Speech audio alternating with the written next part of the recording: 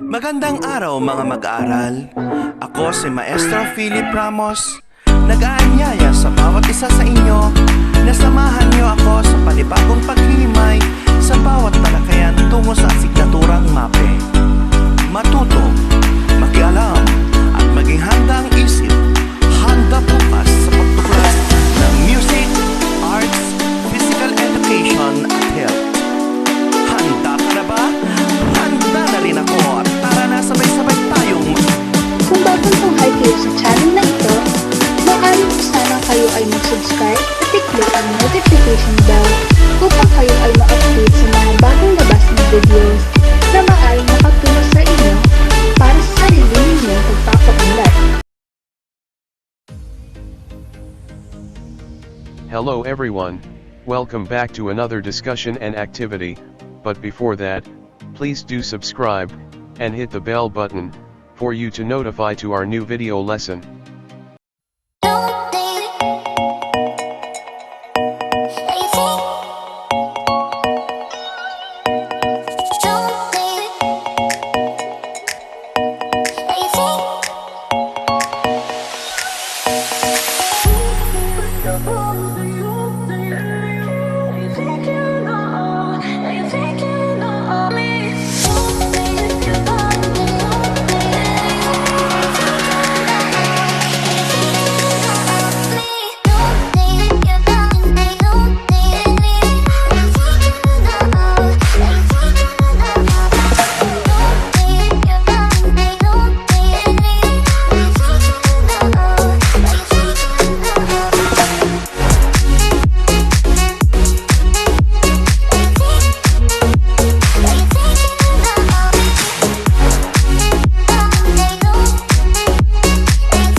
Andreas. I'm one of the orienteers at Northeast Ohio Orienteering Club, and thanks for coming to our meet today. I'm here to introduce the sport of orienteering and talk to you a little bit about what we do, what we wear, and what this thing is all about. So stick around, you'll learn a few things. Okay, so the sport of orienteering is sort of a mix between a cross-country run and having to think.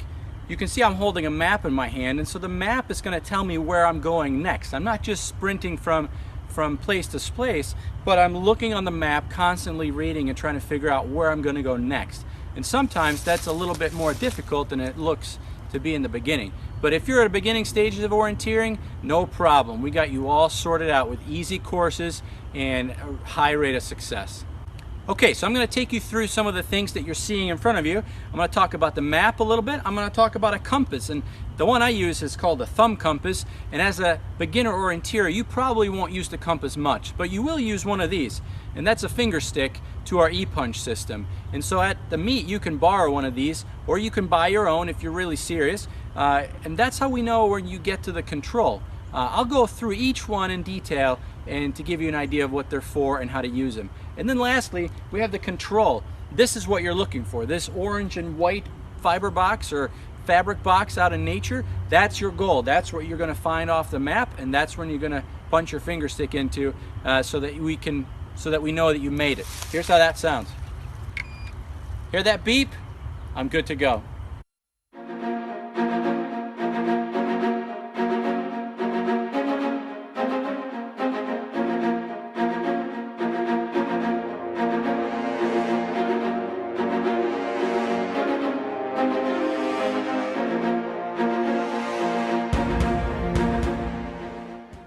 Okay, let's start talking about the map.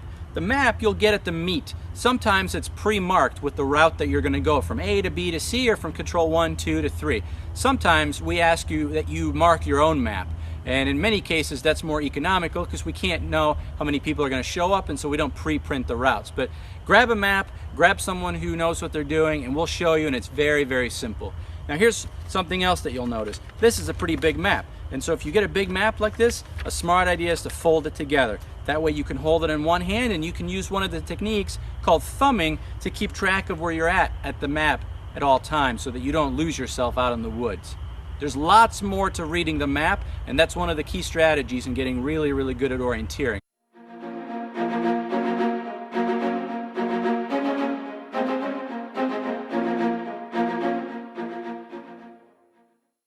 Okay, great, you're back.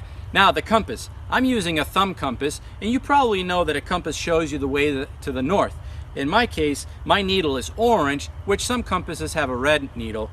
What I use it for is probably different than what you use it for as a beginner orienteer. When I am out running, I pretty much only use my compass to make sure that my map is oriented the right way, or to the north. And then I turn my map as I go to make sure that the map is always facing to the north. And then I read the map. Sometimes if there's a really long leg, and a leg is from one control to the next, say there's maybe 800 meters or maybe 1,000 meters, it's all the way through the woods, I might take a quick bearing and use my compass to keep me on track if it's a really long leg. But again, if you're a beginner orienteer, you probably won't use the compass much. You'll hear more about classification of routes, and on the white and the yellow course, you probably won't need it.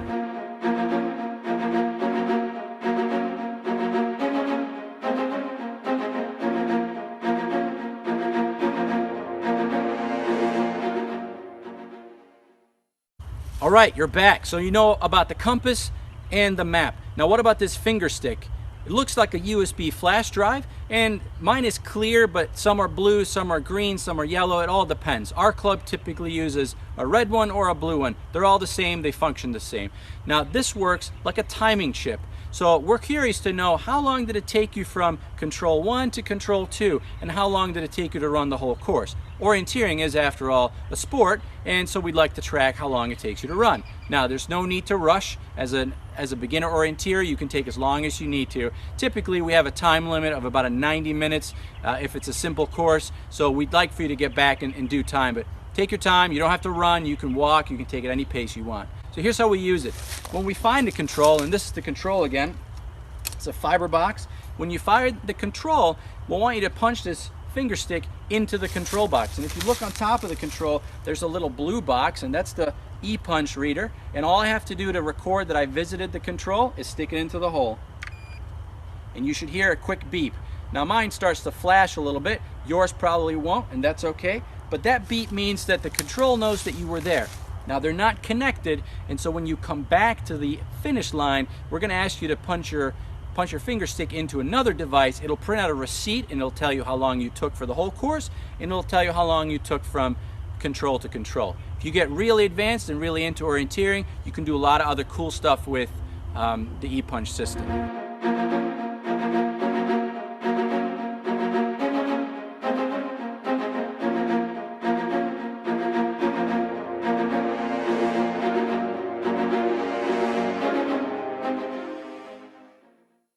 Okay, some general facts about orienteering. 1, we're not out to trick you. So you see this control here? It's hung about waist high. That's for a beginner course. Sometimes they're even a little bit higher.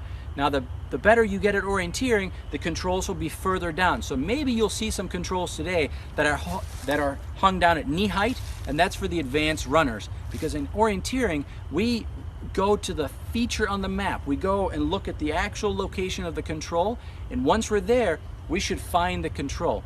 And as a course designer, we're never out to trick you. So we're not going to try to hide the controls. Our goal is that you navigate to the feature and you find the control and you punch in with your Fingerstick. So our goal is never to hide it.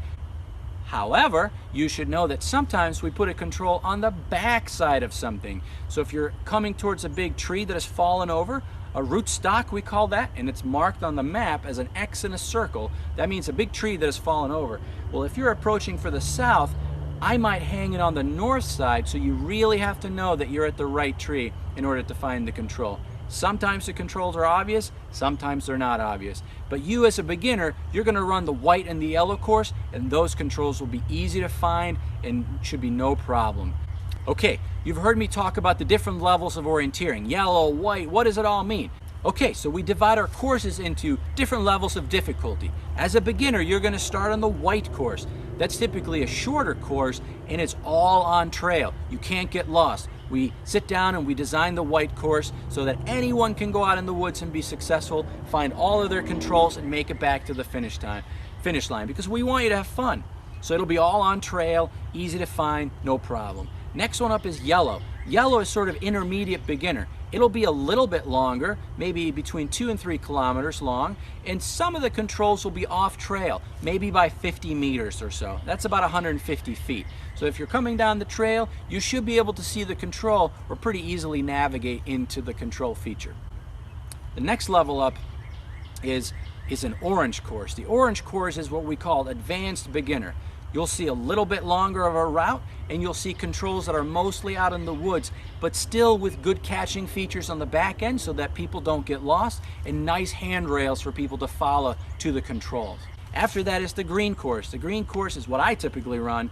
It's a little bit longer, and you're looking at advanced navigation. The courses are typically between 4.5 and 5.5 kilometers in length as mapped, and the controls are all off the beaten path. So you might have one control that's on the trail and the rest are all going to be out in the woods. And from there on, it just gets a little bit longer, not necessarily more difficult, but the red course is just as difficult as the green course, but it'll be a longer yet. So you'll have a red course maybe 6.5, 7 kilometers, and the blue course is what we call the men's elite. That's what you see at the World Championships of Orienteering, and they can be anywhere from 7 to 10 to maybe 13, 14 kilometers long for the ultra long distance in orienteering. So that's a little bit at the levels of orienteering that you've heard me talk about.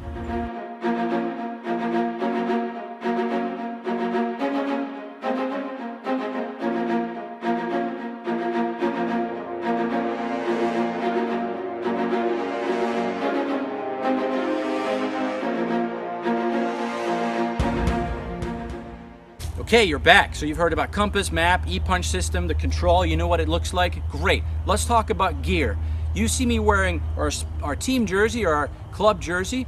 That's good. But I'm also wearing a long sleeve shirt. And if you look down, I'll lift my leg up. I'm wearing some sort of long pairs of pants. You can wear whatever you want as long as you're comfortable in the outdoors. But I will say this, wearing a long pair of pants is super helpful. You're gonna run through the woods. And in some cases, you're gonna run through or go through areas that are not very nice. And so long pants really help. Some of our club members will have gaiters, and it's all up to you. I typically wear a hat to keep the sun out of my face, and then some sort of a long clothing. The shoes I'm wearing are just regular gym shoes, regular tennis shoes.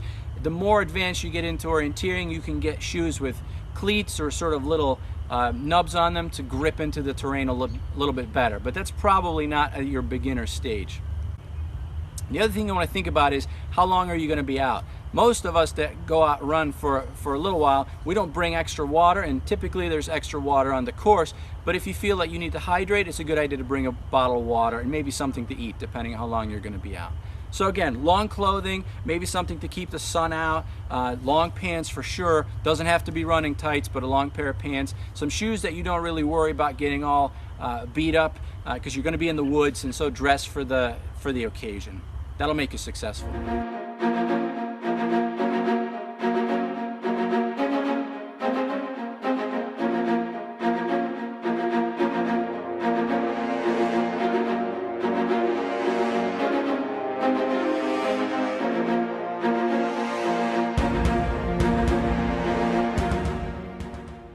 Okay, now that you have the basics with the map and the compass, the fingerstick, what to wear and what to expect, here's some strategies that you can use in the woods to really find the next control easily. There are a few really easy to use strategies and techniques that'll get you on the right path in the woods. Notice, if you're running any course that's higher than a yellow, a lot of the controls are not going to be on a path, and so it's helpful to know, okay, how do I know when I'm too far? What am I supposed to look out for? And so on and so forth. Here are some of those controls and some of the keywords and lingo that you might hear at an orienteering meet.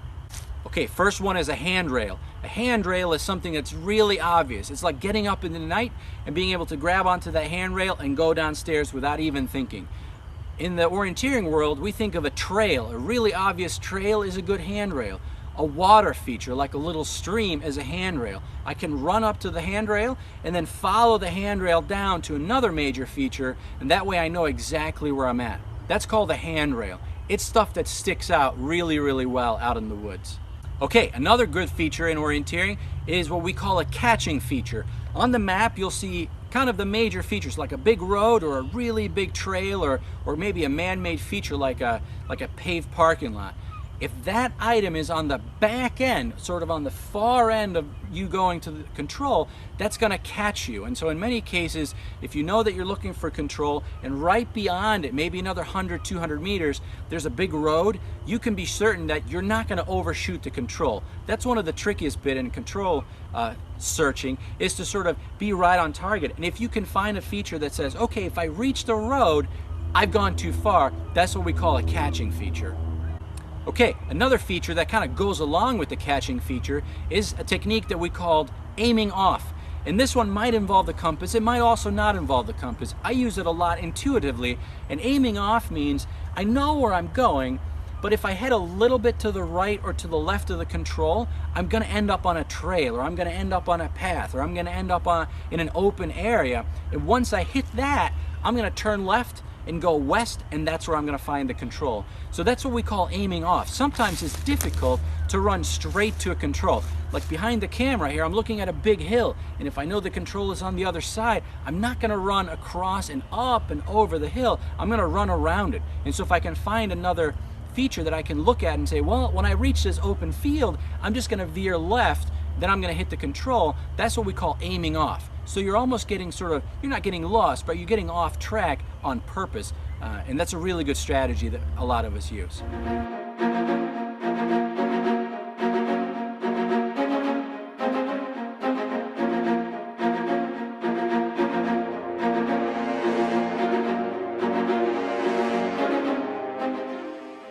Okay, now that you've heard the brief intro of orienteering in 10 minutes or so, we're excited for you to join us. Have a look at what we have to offer. You're probably going to want to run the white course today, maybe the yellow course if you feel adventurous. So ask one of the volunteers, ask the registrar, what do I do next? You've probably already checked in, so you got that covered. Now grab a map, find the white or the yellow course, and maybe copy down the control locations, and then talk to the starter. The starter's going to get you set off on the course. He's going to make sure that you punch the starting block for the fingerstick, and then good luck. Have fun in the woods. If you have any questions, ask any of us that are club members, ask anyone that looks like they know what they're doing, and by all means, if you're out in the woods, just grab a hold of us and we'll help you find the right way back to the finish line if you're a little bit lost, so no worries. All right, we'll see you out in the woods. Thanks. Really important to have a whistle, only blow it in emergencies. And so if you fall down a ravine and break your leg, that's the time to blow your whistle. If you are a little bit tired and you don't know what to do next, that's not a good time to blow the whistle. So the whistle's for emergencies only. We all know that if we hear a whistle out in the woods, we'll come find you. I'll stop my course immediately and I'll try to head over the hill to give you a helping hand. So make sure that you bring a whistle, make sure that you pick up a whistle before you head out today.